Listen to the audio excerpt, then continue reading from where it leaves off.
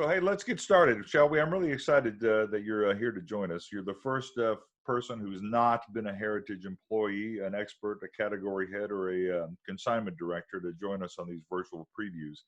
And It's nice obviously, I can be here for history. That's great to hear. well, I'll the try fact not is, to let you down. well, this is an incredibly special project. In fact, when I heard that we had gotten the Hero Initiative Batman 100 project, I was very, very excited because the fact is my understanding is these had always been sold at comic book stores or during conventions, and obviously conventions are on hold for the foreseeable future. So I had wondered kind of how this project would progress during the pandemic, and it seems you found a way, and it would be called Heritage Auctions. And hey, I thank you guys for jumping up and stepping in as well. Again, we are in a slightly different world than we're used to. We hope that things get better sooner rather than later. But in the interim, when you can't get things all together, you improvise. So we're improvising, and thank you guys at Heritage for your help with everything. Were you concerned that you wouldn't be able to do these for a while? I mean, how did it come about that you decided to go to an outside auction house? Again, I wasn't so much concerned that we weren't going to be able to do it because there's always a workaround. I'm that kind of guy. I think many of us are like that. When there's a rock in the river, you navigate around it. So again, certainly our world is different, but you really see people improvising a lot. It's interesting. If I can do, I don't even intend this as a plug, but I'll make it a plug. I do a little bit of business writing for ICV2.com, which is kind of the business to business website in the comics world. And I'm writing a piece right now about one store in Los Angeles and the 17 different things they've had to do owing to coronavirus and just kind of finding workarounds. And, human beings are adaptable, thankfully. And we adapt as much as we can. We adapt. And sometimes we find that things are better, when we're forced into finding a different solution. So, we're finding a different solution here. Let's hope it's better. So talk to me before we begin, and we're going to sort of browse through the virtual catalog, our online catalog in a moment. But for folks who are watching, I had become familiar with the Hero Initiative just through reading about it over the years, and certainly knowing the good work you guys do in terms of taking care of creators who might not otherwise be able to pay their bills, who might otherwise be homeless without the assistance provided by Hero Initiative. Can you talk a bit about its evolution and how and the folks that it has helped? Yeah, things started back in 2000. So we've been around for about 20 years now. And the sort of really long story short, I'll try to keep it short. I used to be a sports writer. And when I was a sports writer, Major League Baseball had a charity called BAT, B-A-T, the Baseball Assistance Team. And it was the same sort of thing. Clearly with pro athletes, your window of earning opportunity is very small in terms of time. And Major League Baseball was smart enough to realize that even though right now every middle infielder who's a backup is making $2.3 million, if you go back to the 1970s, players had to have a job during the winter to help make ends meet. So after Major League Baseball became a multi-billion-dollar business, they founded BAT to help out some of the old-time players. And when I was a sports writer, it always seemed like a great idea.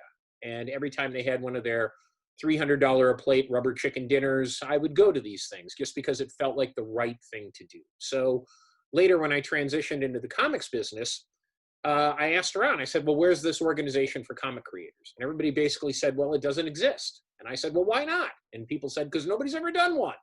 So lo and behold, one day I was talking to Mark Alessi from CrossGen Comics, and Mark is a big sports fan as well. And I told him about this. It's like, hey, this should exist in the comics business, but nobody's ever done it. And he said, listen, I've got lawyers on retainer. I got to pay them a certain amount of money to sit there and do nothing anyway. I might as well pay them something to actually do something. So why don't I get the lawyers going on this? I'll figure out what you'd have to do to set up a charity, what the steps involved are, see what kind of paperwork has to be done. Is it cool with you if I activate the lawyers and have them look into it? I said, yeah, that sounds like a cool idea. Let's figure it out. So a couple of weeks later, I got a call from Mark, and he said, hey, congratulations. You're getting a FedEx package tomorrow. Sign here, notarize here, sign there, notarize there, and you've got a charity. And I said, whoa, this is not what we talked about. You had talked about figuring out what it would take, not actually doing it. And his answer was, well, honestly, for the lawyers to do the research versus doing it, it was almost no additional work. So we figured out we might as well do it. So it really came together that quickly and that almost accidentally. And it was a bit scary at the time, but when I got that call, it really felt like destiny call. So sure enough, I signed here, I notarized there. We put together a provisional board of directors, and we started going. And later, we've been able to help comic book creators and their families with over $1 million worth of much needed aid. And in many instances, it's something like paying for operations they wouldn't otherwise be able to afford. In some cases, it's paying the rent when they are literally 24 hours away from eviction. In some cases, it's putting groceries on the table. In some cases, it's been helping people out, after a tornado, when literally their houses got knocked down and they're living in a Red Cross shelter somewhere. So it's been a little bit of everything. I often tell people that my job is, I feel like I'm half party planner and half caseworker.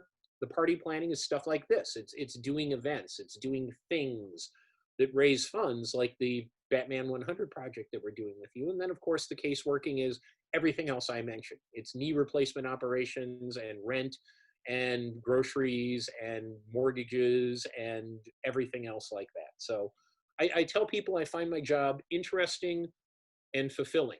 And that's not too shabby at the end of the day. Well, it's interesting. Obviously, the history of the comic book industry is littered with stories like this. I mean, certainly, most famously, Siegel and Schuster didn't see anything from Superman for many, many, many, many decades, and were in financial peril for any number of years. I sort of wonder, can it be overwhelming, the number of artists and creators and writers who need assistance, and how do they come to you, and how do they find you, especially at the beginning? Yeah, it certainly can be overwhelming. And every now and then, there's a few, I wouldn't say sleepless nights. I always get to sleep sooner or later, but, there are some nervous, nights. And I just kind of know what's on the to-do list for the next day. And it can definitely get a little daunting. People usually come to us in one of two ways. One way is usually somebody putting their hand up and saying, hey, listen, the wolf is at the door. I'm 4 months behind on rent. I got a notice. The next knock is going to be the sheriff and I'm going to be kicked out on the street. Is there anything you guys can do? The other way that people come to us is very often it's a friend.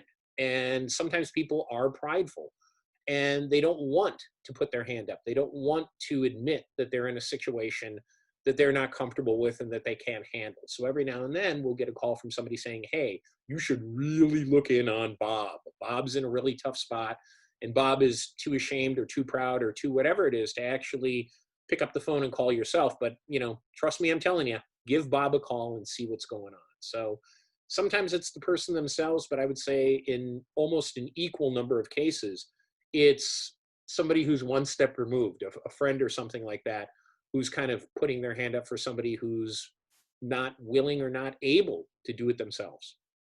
I've been really interested by the fact that a lot of the recipients of these micro grants and the assistance from Hero Initiative have been very vocal about it, that there has not been any shame or embarrassment about the fact that they have needed some kind of assistance, but they are so publicly grateful for the work that you guys have done. Yeah, it is nice. And that's something that we've tried to shine a little bit more of a spotlight on recently. Certainly not everybody does. And I get it. I've had conversations, with creative talent who basically say, hey, look, I've been in the business for 30 years. I feel like I've almost aged out. It's difficult for me to get work right now. If word gets out on the street that I'm a quote unquote charity case, I think I'm done. So in those instances, we certainly respect everybody's wishes and we keep these matters private between us. But I think that a large number of people absolutely recognize the value in jumping up and saying, hey, here's my story. I'm a human being, and this happened to me. And I thought I was done. I thought I was sunk. I thought I was going to be homeless. I had horrible back pain and could barely walk, until these guys came along and helped me out. And I need you to hear my story. I need you to understand what's going on so that the next person in the situation will also be able to jump up. So really, it's something we've been trying to shine a little bit more of a spotlight on recently. And a lot of creators have been very good and very vocal about that. But again, we always respect people's wishes 100% of the time as to if they want to make it a matter for public consumption or something that remains private. How difficult is it for you to I don't assume you have to choose. I mean, obviously there are limited funds available and there are so many creators who do need help. This is a, Obviously, there are some who are well known, but obviously in this industry that there are many, many unheralded talents. And I wonder, you talked about the fact that it's been a million over the last 20 years, and events like the Batman 100 project and the ones that have preceded it certainly go a long way toward helping. But I do wonder, have you found yourself in those moments where you're like, I, I have to pick between X and Y to make this work? There aren't many Sophie's Choice moments like that. And, part of what makes it a good system, I think, is that we have our Disbursement Committee, which is made up of guys like George Perez and Howard Chaykin and Charlie Novinsky and John Romita Sr., Walt Simonson, Roy Thomas, Jim Valentino, Ann Nesenti, Klaus Janson. These are people who have been in the business for decades. And these are some of the most, elder statespersons and most respected members of the community. You throw out a name like Walt Simonson or George Perez or Ann Nesenti. I mean, people know these people and they love these people. And Right. I think there's a certain wisdom that goes with everything they've done in the business. And there's a certain, life experience and humanity that they have as well. So really, these choices are given to our disbursement committee, and they wind up voting on that. And we always wind up taking their guidance on it. That's part of the way the organization is set up. Because again, when we were set up, a guy like Roy Thomas has been around forever and knows everybody. A guy like Jim Valentino has been around since the late 60s, for crying out loud, and again, knows everybody. These were very much sort of a peer group to some of the people who are a little bit more of a vulnerable population, some of the people who might be more up there in age, and I think really are closer to those kind of concerns and can really understand those kinds of concerns. So it's those people who are in charge of making those decisions. So, let's start sharing some of the wonderful pieces that are going to be in the Batman 100 project. Obviously, we're here to discuss that, and this takes place on Saturday at 1 p.m. Central Time. However, it's important to point out people can view everything and bid on everything right now. That's right. If you go to ha.com, it's right there. Here's every single lot in the auction. It's 110 pieces available to bid. In fact, if you're new to Heritage's website, here you can see the most popular, the ones that have gotten the most bids, the most views so far. And this just opened yesterday for bidding. And you can already see that there are 9 bids on the Sienkiewicz piece with 113 people tracking it. That's always one of the most fun things, is to see how many people are keeping an eye on a piece, because those are the pieces that are going to do incredibly well. I would assume, obviously, this Jim Lee piece and a few others that we're going to talk about in just a moment. But let's go back as we begin to browse these. Let's go back to the beginning of this, because if I'm not mistaken, Spider-Man was actually the first 100 project, correct? Yeah, that's right. It grew out of a conversation I was having with Brian Pulido from formerly Chaos Comics, now Coffin Comics. Brian is a guy who is, the crazy, inveterate, uber collector nerd kind of guy. And Brian always has, a fetish with something that's incredibly rare, incredibly limited, so on and so forth. And at Chaos Comics for a while, they were doing something called the Omega Edition, where they would have something that was a limited edition of one. And it was just crazy stuff. They would do a book with an actual original art cover, literally one copy of this book, with the cover being the actual hand-drawn original. So Brian said, look, we're doing these Omega editions. Why don't you take this and maybe write it a bit larger? Maybe get Marvel on board, see if we can get people to do 100 different covers, 100 original covers on a Spider-Man. And I'm like, oh my God, that sounds like a great idea. And as the fates would have it, a couple of months later, I was in San Diego and I talked to Dan Buckley, who's the publisher at Marvel, and kind of pitched him on the idea. And he said, yeah, that sounds great. And we started rolling right there. The very first one we did was Ultimate Spider-Man 100. And that was our first Spider-Man 100 project. It was a lot of fun, really good stuff, really cool art. You can still get a book. We still have both hardcover and softcover copies of the collected book, where you can view all the original art in book form. That's available on the Hero Initiative website, which is heroinitiative.org. But yeah, it all started there. Conversation with Brian Pulido and getting Dan Buckley to take the bait. And I have to say, the Batman project, I would have thought that this would have been a very early and obvious one, but I believe there's only been a handful of DC to this point. I know there was the Justice League, for instance, and Wonder Woman, but I think this is am I right? This is the third DC? Yeah, we've done Justice League, Wonder Woman, and now Batman. Every company looks at their business in a different way. And early on, Marvel was very willing to do stuff like this.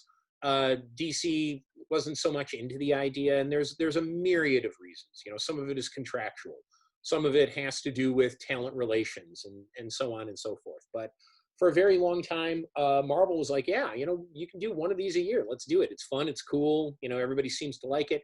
It just didn't fit DC's business for a while. Now it does, which is nice. And we've also had, a bunch of other publishers involved as well. We did an Archie one with Archie Comics. Right. We've done a Hellboy one with Dark Horse. We did a Teenage Mutant Ninja Turtles with IDW Publishing. We've got a Bloodshot one coming up with Valiant. So Marvel has certainly been kind of the horse that's in the most races, but DC is part of it as well. We've done an Image one with Walking Dead. So pretty much all the major publishers have hopped on board, and we've been able to sprinkle this around a lot. I would assume that many artists were very eager to get their hands on Batman. Yeah, it's pretty simple. Do artists like drawing Batman? The answer is yes. Yeah. Do fourth grade boys and do 52-year-old men like drawing Batman? Yes. Absolutely. It is amazing that to this day, after all those years of drawing Batman in junior high, it's still the one and only character that I tend to doodle during meetings. Are you 52? I am. I'm 52 as well. Well, you look much younger than me. No, my hairline is approaching yours, though. I'll get there pretty quick. Well, you had suggested that we actually take a look at a few of these that actually had some neat backstories behind them, and this Lucas Kettner is one that we were going to discuss. And one of the great things about the Heritage website is the fact that you can zoom in on these high resolution scans. And I guess I will also note here real quick that every piece has already been graded by CGC, and they've already been slabbed. So that's already taken care of for you. Yeah. This one, I just personally kind of got a kick out of, and you see it right there as you zoom in on the CGC tab there. This is something where the legend at the top of all these covers says City of Bane. It was part of the DC's Batman City of Bane storyline, and Lucas did this amazing Clayface drawing here and put a couple of pieces of masking tape on it and covered up City of Bane and wrote in City of Clayface, which is, to me, kind of a weird, interesting, cool thing to do. Artists, it's that whole left brain, right brain, they're creative people. And I remember sending this one off to CGC, just thinking, oh my God, he put tape on this, what are they going to do with this? What's this going to come back? And lo and behold, it's still graded 9.6 with original Lucas Kettner tape and his notation that this is now City of Clayface. But I honestly think Lucas is a guy who's just an amazing artist. Personally speaking, I love his work. I think he's insanely talented.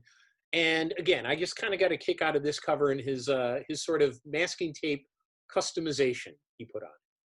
Somebody asks in the Q&A, were the artists given any restrictions in terms of how many colors, how many characters, as far as the images they created? I would assume, based on the 110 that I've looked at, that probably not many restrictions, if any at all. No, pretty much, again, we tell people, go ape crazy, have some fun, follow your muse, do whatever you want. Really, the only restriction we gave them, there were two restrictions here. One was it has to be DC Comics characters only. And the second is you can't do any actor likenesses. Now, granted, we know that Batman has been around in various live acted forms, since Adam West in 1966. And throughout the years, we've had a Michael Keaton here or I'm a terrible actor and actress guy. The other actors, whatever. They're famous. Ben Affleck, I guess, whatever. But Robert Pattinson most recently.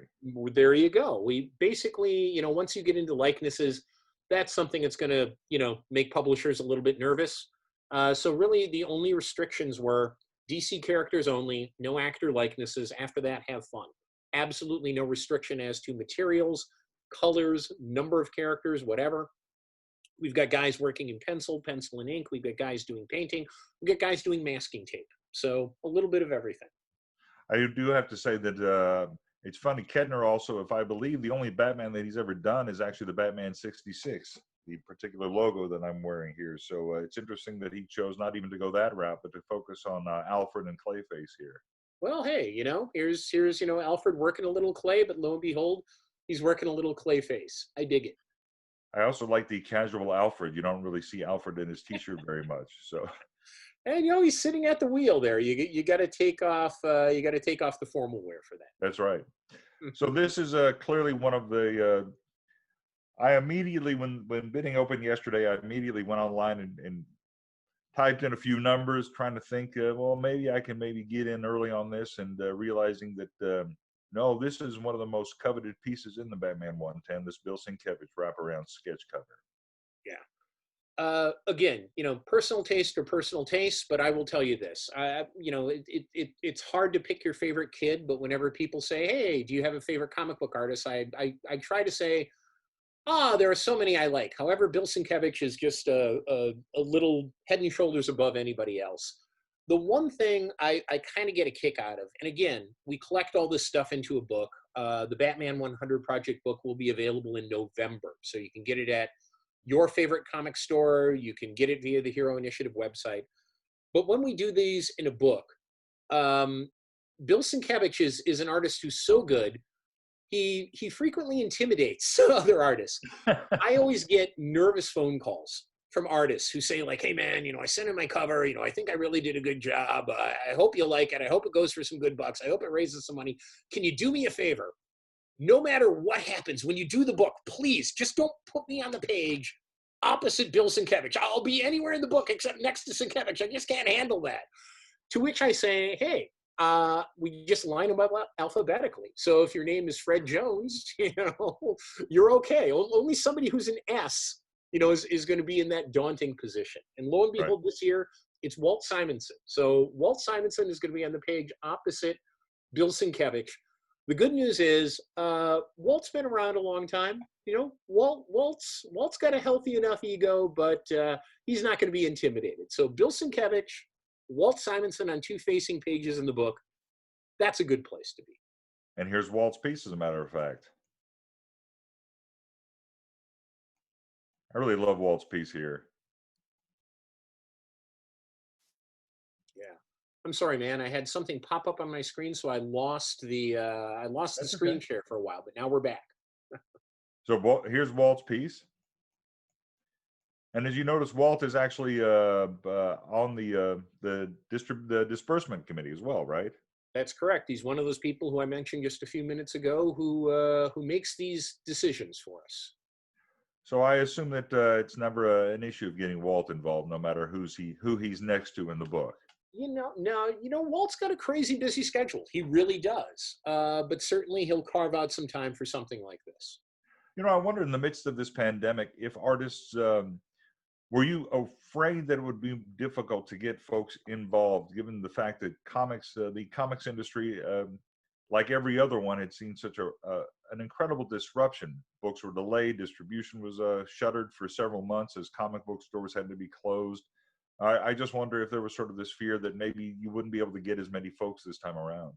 Well, the good news is, in any project where we're getting 100 different artists, or actually this time I think it's 110. I always have to overshoot just a little bit, just in case.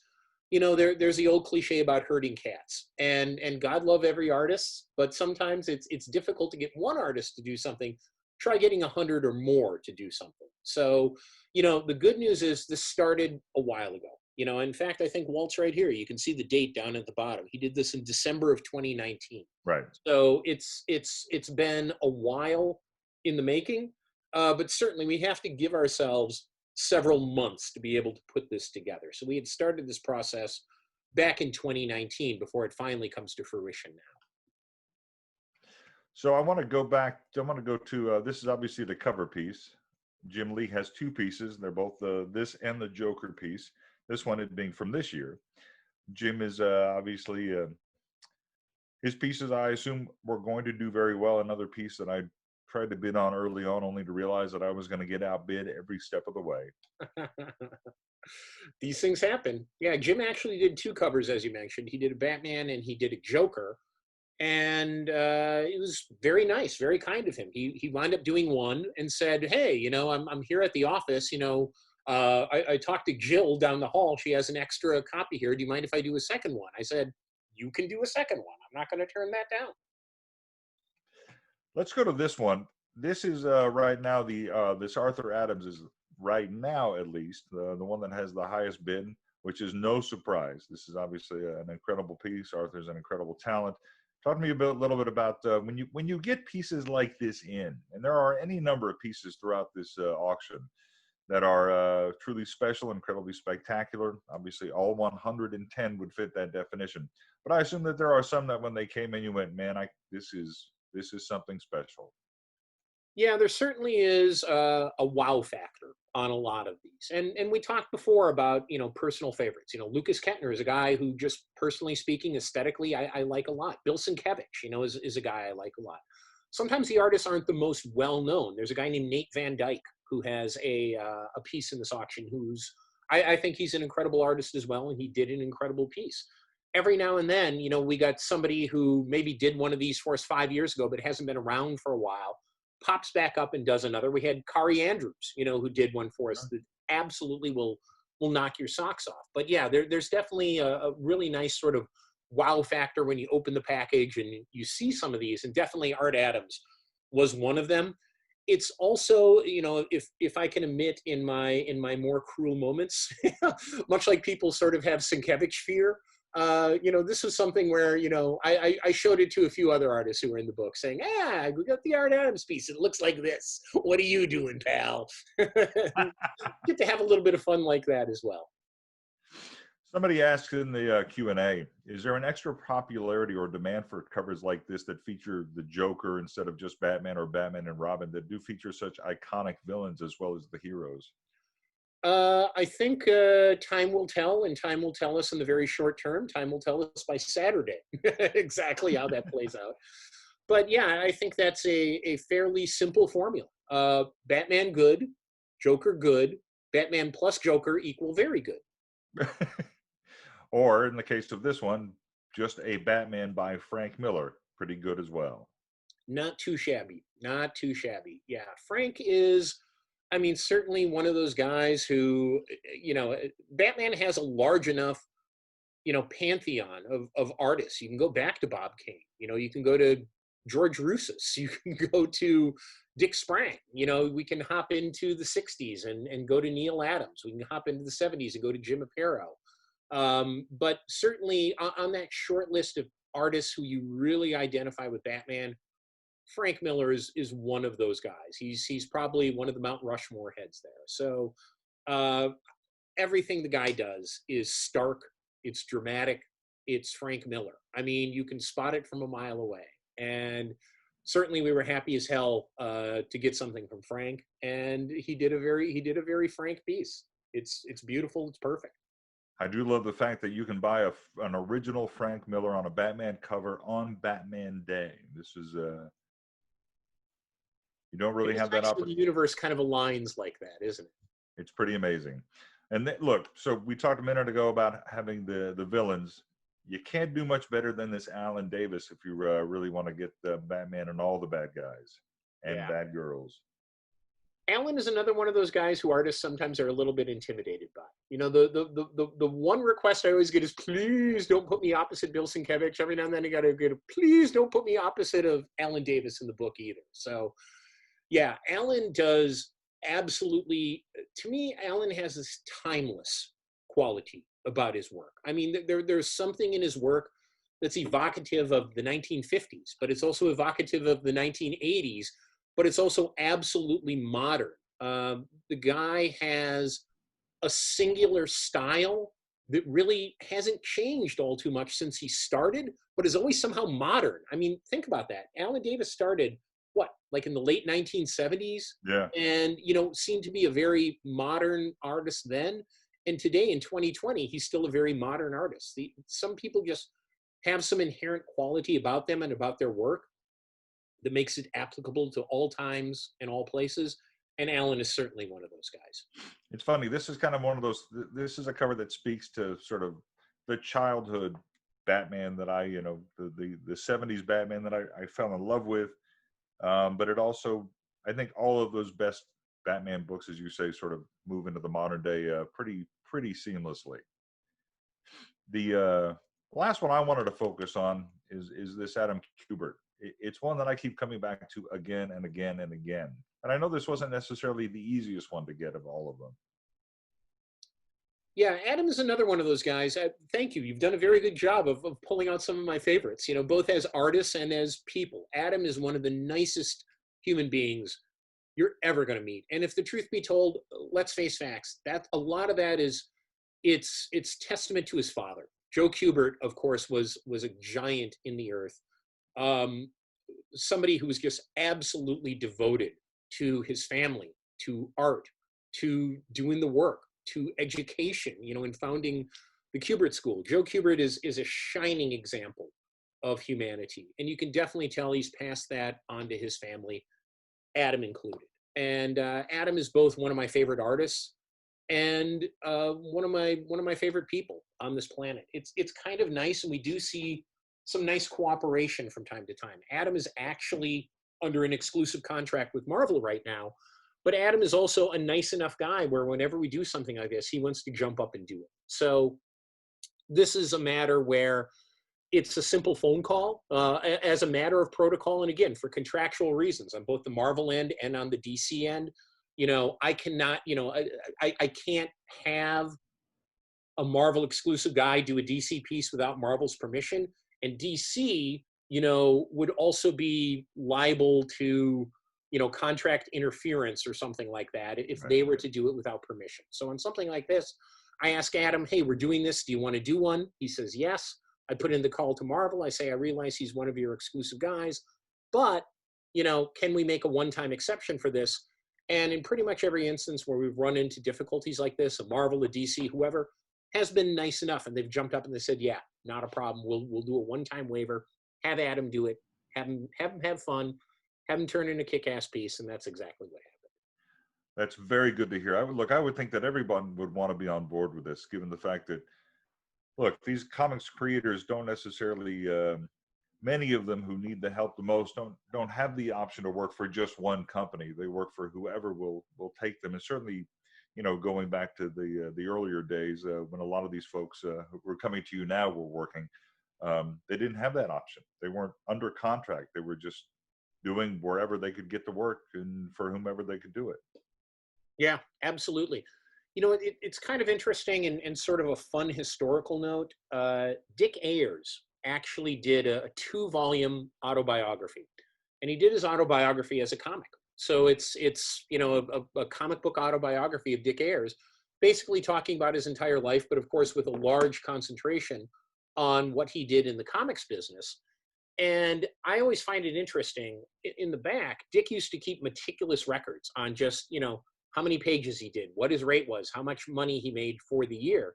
And you can see in the back of the book, exactly what Dick Ayers was doing in 1957, 58, 59, how many pages, what he got paid, what the average page rate was, and so on and so forth. And really, a guy like Dick was a great guy, and I think a drastically underrated artist as well. But certainly he's doing something for Atlas over here, and Archie over there, and Lev Gleason Publications over there, or wherever he can. And that's a lot of the business. It's piecework, it's freelance, it's, the hunt of a job and the hunt of the next job, and trying to nail down everything you can. Look, the fact of the matter is you and I could probably spend a very long time talking about all 110 of these pieces. But obviously, if you go to ha.com to the Batman 100 project, you can see them all. Bidding opened yesterday. It closes on Saturday. The live auction is Saturday at 1 o'clock Central. Do you bid on these? I mean, I assume you'd like to get in on the action too, right? These are some pretty special pieces that you've been involved in. I don't. Basically, they pass through my hands, which is nice, when they come in. I get to work with a guy named Zach Pennington, who's our book designer and an absolutely brilliant designer in putting together, the collected book with all of these. So they get to pass through my hands. I get to have them and hold them for a while. I get to work with them. I get to put together a book. And at the end of the day, that's enough for me. I wonder, do folks, when you've done these in the past, do folks like to bid on pieces like obviously here's Tim Sale, who's obviously very well known for a lot of the Batman stuff, the Long Halloween in particular, but any number of pieces. I sort of wonder, do they flock to artists who have previously done Batman in the past, like Frank Miller or Jim Lee, or do they even think, well, I'm going to go get somebody who's never done a Batman before? Hmm. I think it's a little bit of both. Again, Tim Sale is a guy who, by way of example, is going to be very well associated with the character. But hey, as you highlighted Frank Whiteley there for Right. for just a minute, there's a novelty value in, hey, I've read this book by Frank Whiteley and this book by Frank Whiteley and this book by Frank Whiteley, but he's never really done Batman. So I think he did a run of covers once. Right. I think he did. God, what was it? It was one of the Batman titles. But there's a familiarity value in a guy like Tim Sale, but I think there's also kind of a novelty value in a guy like Frank Whiteley. How often do you get to see Frank Whiteley drawing Batman? Not too often. So I think it exists on both ends of that spectrum. Oh, I'm very enamored of this Frank Whiteley piece. That is just an incredibly special piece. But then again, I don't think I found one throughout this entire collection that I didn't think was incredibly special. And I know that when I go and bid on this Byron Randall here in a moment, someone will have already outbid me by quite a bit, because that's the way it seems to be working for me here. We live in difficult times. We do indeed. Well, Jim, I really appreciate it. Again, I want to remind folks, if you're here for this moment, um, the fact is, you can start bidding on this stuff right now at Heritage Auctions. If you're new to the website, you're just going to see the website. You're going to come down. You're going to go, Wes, where is it? You're going to go, it's right here. In fact, it reminds me I need to move this up on the website, or have somebody else move it up on the website. And as a matter of fact, we have our own URL. You can go to ha.com/Batman100. That's all you got to do, and bam, it's right there. That's right. Batman 100. It goes right there to the auction. Like magic. Magic, I tell you. It is spectacular. The auction takes place live Saturday at 1 p.m. You cannot forget the day, because it is, of course, Batman Day. And I'm sure that was entirely coincidental. Totally by accident. Maybe. Well, Jim, you guys do extraordinary work. Tell folks the website URL so they can come actually buy some of the other books and come visit you. And if they want to, I assume they can just drop off a few bucks as well. Absolutely. The website is heroinitiative.org. And as you mentioned, we've been talking about it. We've done many of these projects before. You can get either hardcover or softcover editions of collected books with the Spider-Man 100 project, the Hellboy 100 project, so on and so forth. They're all available on the website. Thank you for punching that up. And if you go right there where it says get stuff, that's our merchandise page right there. And if you would be so kind to click on that, check this out. See Dave Gibbons' smiling mug right there, and keep panning down a little bit more if you please.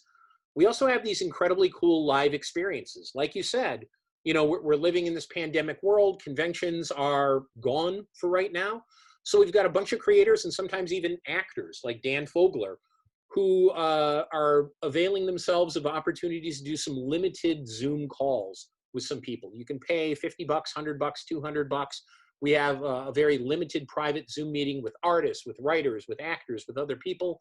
In some cases, like Todd Knock, for example, who you saw there, you even get a convention sketch as part of it. So we're taking a little bit of that convention experience and delivering it directly to your home, office, living room, backyard, garage, or whatever the heck you have. And I know you said you can go to your favorite comic book store and get a copy of the 100 Project books, but probably a pretty good thing to go and get them here as well. The money goes directly to the Hero Initiative and to the folks you help. Absolutely. And just by way of example, with the Spider-Man one you have up, if people can see it there on screen, every now and then we get really interesting, really weird, really cool stuff. Neil Gaiman did a Spider-Man drawing for this one. Well, there's no shortage of great pieces in that book. There's certainly no shortage of great pieces in the Hero Initiative Batman 100 project, which is on Heritage's website right now. You can go bid here, and you can be part of the live auction at 1 o'clock on Saturday. I know you'll be watching. I know I'll be watching, and I'll be bidding as well, although at this rate, it seems like I won't be winning the pieces I want, because, my God, they're worth every penny, and they do, as you say, go to an extraordinarily great cause. The Hero Initiative is something of which I've been a very big fan for a very long time. We take for granted that these folks who drew and wrote the comic books that we loved as kids were taken care of by the comic books companies for whom they did the work. Turns out that wasn't always necessarily the case. So Hero Initiative is here to fill in those copious blanks that are necessitated by need for rent money, need for food, and need for hospital bills. So thank you for taking care of those folks who took care of us when we were kids, Jim. Well, thank you for having us here, and thanks for running the auction. Greatly appreciated. You bet. Thanks everybody for watching, and see you Saturday. Take Take care. care, sir. You bet.